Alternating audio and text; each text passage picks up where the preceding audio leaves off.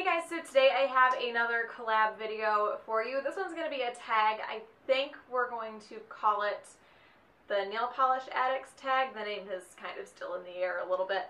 But this is going to be a collab with Lindsay at Lindsay Does Nails, Amy Nail Polish Baby 90, Holly at Miss Holly Berries, Znora at Zen Network, Hannah at Hannah Eve Nails It, and that's it. So I will link everybody's channels down below, and we're all going to go through the same 10 questions. So I am going to get started. The first one is, what is your favorite nail polish finish?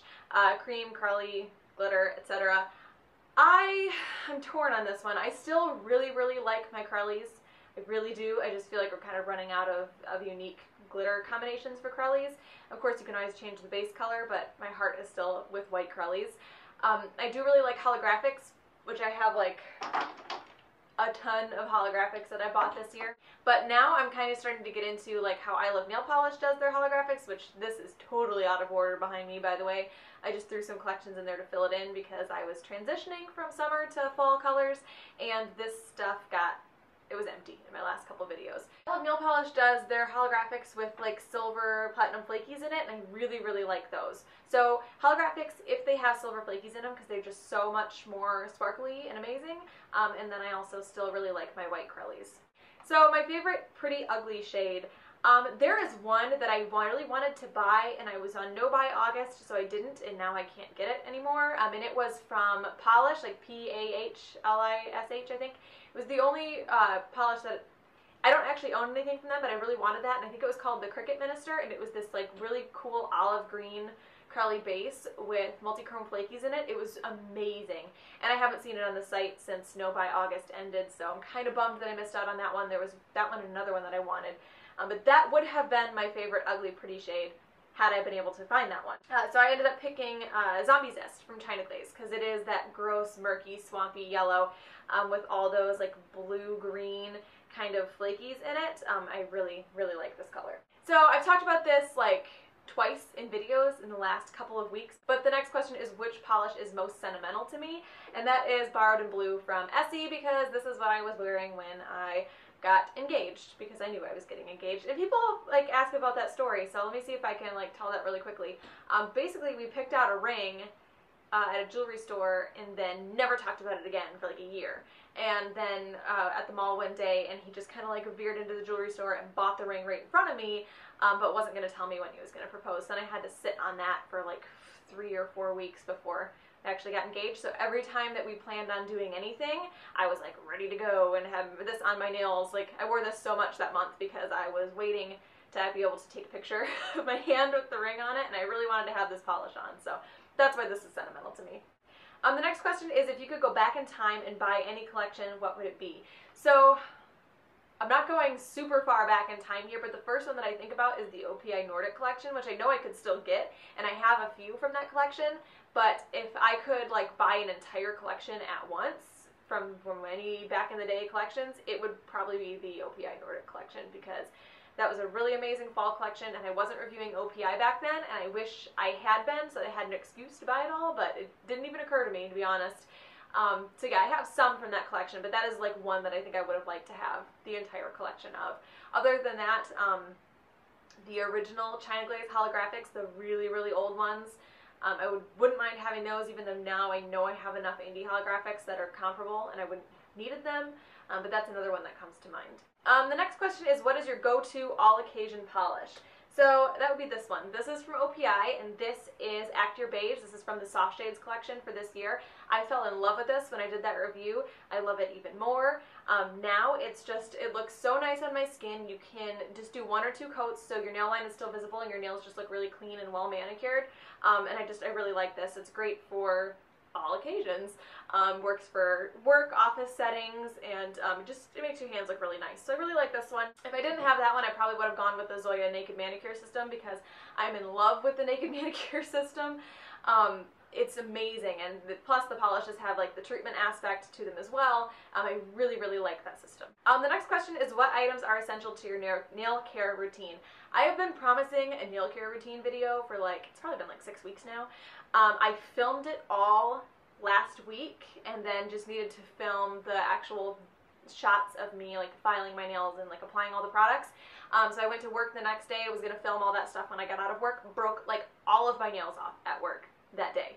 So I had to file them down really, really short, which is where they are right now, and so I have to wait for them to grow back so I can show the actual like shaping of my nails, because that's, I think, the thing that people want to see the most, and I can't do my nail care routine video without it, but I can't really make them any shorter right now, so I have to wait for them to grow back. But that video will be coming. Like I said, I already have it filmed. I just have to do, I might refilm it today actually, because I was kind of all over the place, but I just have to do that clip, and then it will be up, so give me a few more weeks. But yeah, as far as items that are essential to my nail care routine, I don't do a ton other than moisturizing, but I do have two products that I really, really, really like, and I will be talking about these in my nail care routine as well. The first one is the nail butter. This is super, super pricey, but it's absolutely amazing, like one of the best cuticle products I think I've ever used.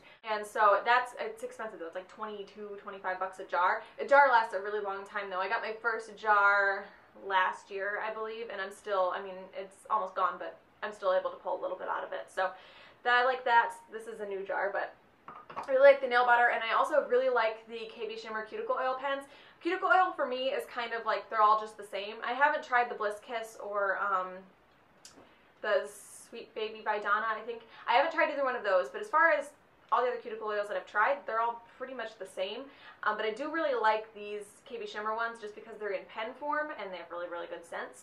But I am gone a lot. I'm gone more than I'm home, and so I usually, if I put any cuticle products on, it's going to be in a pen form because I don't want to have a bottle of cuticle oil in my purse. That's a disaster waiting to happen for me. So I do really like these pens because they're so portable. And I shouldn't have said they're all the same because they all kind of moisturize the same, but I have noticed that the KB Shimmer one soaks in a lot faster, so if you're out and about and put this on, you're not like sitting there with greasy, oily fingers, not able to touch anything for a while, because these do soak in really well. So the next one is, what is my favorite newly discovered brand, indie or mainstream? I'm trying to think of what I've discovered most recently. I'm trying to think. Well, I purchased the first Cocktails Anyone set from Glisten and Glow, and I really, really like those hollows. They were amazing. Like, as holographic indoors as most holographics that I've seen are in the sunlight.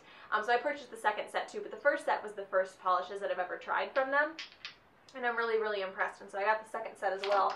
Another one that I've recently tried and really liked is Cupcake Polish. Again, hollows. I was on Hollow Cake this year, so I bought their Berry Patch something collection. Really, really good hollows there too.